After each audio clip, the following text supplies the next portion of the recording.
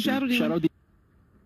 We mentioned him before as well. Good setup for the crush. Good setup for the ice bath. I like it. And it's a protective hero. And it's a protective hero for the mid lane. Yeah, it's very, very good against Ursa as well. You can just ulti him. So you all said 2-0 Monkey Business. Yep. I think you want to stick with that. I like the lineup a lot. Right? At least for this game, now that you see the draft. Yeah. Yeah, it looks pretty good. Depends on. I would say, to me, what it comes down to is how much impact the Broodmother will have in start. Yeah. Because the other heroes are very single target oriented. So Brood needs to pressure very early. They can get space for the Roshan, and then you snowball from there. You get early towers, and then the next Rosh will be a lot easier. Once the bottom tower is gone, you can go for Rosh, and that's how Vega won the other day with Ursa, and that's probably the plan on how you play around Ursa generally. So a lot is depending on the laning stage here. Laning stage, as for sure, as well as your, I guess, the early Rosh attempt, the first attempt on the Rosh. You're not going to be in team fights more often than not. And then you have the Ursa. So that's a really easy purge target for Fly on the Shadow Demon. And then you look at it as their setup as well.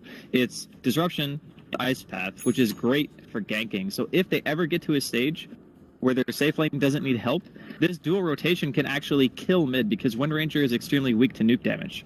So you land that Ice Path after the Disruption, you get a dual raise, you have a level 5 Shadow Fiend, that's a dead hero. But I feel like Monkey Business, they're going to be able to control the lanes fairly well. Okay, and look at the lanes so far. It's going to be a question of whether we do see this. It's going to be Pasha on that off-lane Ursa. I think they're just going to go aggressive, actually. Which is what we saw him play it on before. They kind of need the Ursa to. when they want to go aggressive. Yeah, they kind of need to, if you think about it. As I mentioned, you don't want the support combination of Monkey Business to be free to move around. So you kind of want to make it so having 3 heroes up there means the Shadow Demon and the Jakiro can't leave. And then you have a Bane, who's great in tri-lane. You're going to have Tusk, and even if they just want to put Ursa and the Bane together, that still makes it very difficult for one hero to stay up there on their own. They're going to need at least one more. And if you take one of the supports away from that combination of Monkey Business, it's far less potent. Like, you're not going to have a solo Shadow Demon roaming around helping you get kills. It's just not that good. And looks for the time being, both teams going to avoid the fights here. Vega sticking to the top. Miracle will be able to get the bottom bounty rune here for the side of Monkey Business. So this mid lane matchup, Miracle on his Shadow Fiend. Harney talked about how proficient he was on the hero. We up against no one on the Wind Ranger. In terms of hero matchups, is there a kind of favorable side that you go with here? Shadow Fiend always pulls ahead in the end. As Honey said, you do have an advantage as Wind Ranger, but it's very hard to take advantage of it on your own. Like, you can land a couple of clutch power shots, but you eat a couple of raises and you're pretty much back to square one. The thing about Shadow Fiend is, no matter who he's laning against, he will always get farm. Even if you kill him, 2-3 times, he's going to go to the jungle, he's going to find some stacks, and he's going to get his core items. Well, talking about farming and finding stacks and such, this top lane for No-Tail, it's not going to be pretty if he doesn't get any kind of help from Fly and Crit at the moment. They're trying to get control of the pool camp here, but this is going to leave No-Tail just all on his own. He's trying to go around the ice shards, and this is going to be a first blood almost certainly, and the mischance working out. No! Oh, no! Really? What? He gets himself out, and now Monkey Business with to turn it. Solo's going to get disrupted up here. Crit is going to have another chance here with the dual breath. Fly might be the first go. No, it's going to be the Bane going down first. They do lose Fly and the Shadow Demon, but no longer range, and you can add that damage in. Top lane, there's going to be disruption out to Solo here. The try and combo through. Pasha moving forward. No-Tail's just going to stand there and slap him. The Drunken Haze is out. No-Tail, he's going to feel safe to stick around here. Solo getting incredibly low here. The poison might be enough. No, it's not quite enough. There's a snowball forward. In fact, Seema looking for No-Tail here. He should be able to find the kill on Brew, and he will. Just gets the kill onto No-Tail. At the same time, Fly does finish off Ursa.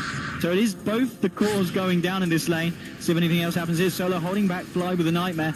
That's going to stick around here and just trade the right clicks. Knows that he's got the edge here against Fly. The chick charge is coming out. Who's going to win? He does get it.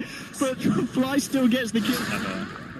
Fairly large advantage right now, just in terms of hero composition, what it's meant to do. If Pasha does not get away with this Roshan and he gets killed, this game is going to be so awful for him. But if he does get away with it, it's going to be great, because it puts him a lot closer to his Blink Dagger, which he will probably go. He does not like finishing up like Vlads or anything like that. He typically just goes Blink. He's actually getting so unlucky. Is he going to check? Slaughter. Oh, he got bashed again. Oh my Oh, god. Crit, are you going to check it out? No, they're not going to check No, it. he's got it. This is actually such a big move from them. I mean, can they? I think they can go on him though here. He needs to TP away. Yeah. Oh my god, that might not be fast enough. He doesn't have it. And it's very difficult for Vega to go into this. They're going to try here. Solo has got the Fiend's Grip available. They're moving in, but look at the entire side jumping straight forward. The crush onto Pasha here. There's going to be the disruption set up on Solo, but he still gets the brains up, and now the Fiend's Grip on Pasha as well. They burst down the brew. The Aegis has been taken out of the hands here of Roshan. Crit taking a punch to the face. Now the focus fire from Owen. Can he disrupt the kill? Yes, he can. He earned from flying on up to save him. Now they're trying to turn on to no one as Miracle turns up to the fight. He did put the mech, and now he's looking for the Earth skill as well, and he's going to get it. Triple kill for the SF. Seema tries to TP out, will get away. But Miracle turning up at the right time for the side of MonkeyBusiness. I don't think you do. I don't know if you do. He's going to get disrupted up here. Miracle's moving forward. Pasha's trying to go onto No-Tail here, but No-Tail gets the primal spill off. Seema did get the snowball out.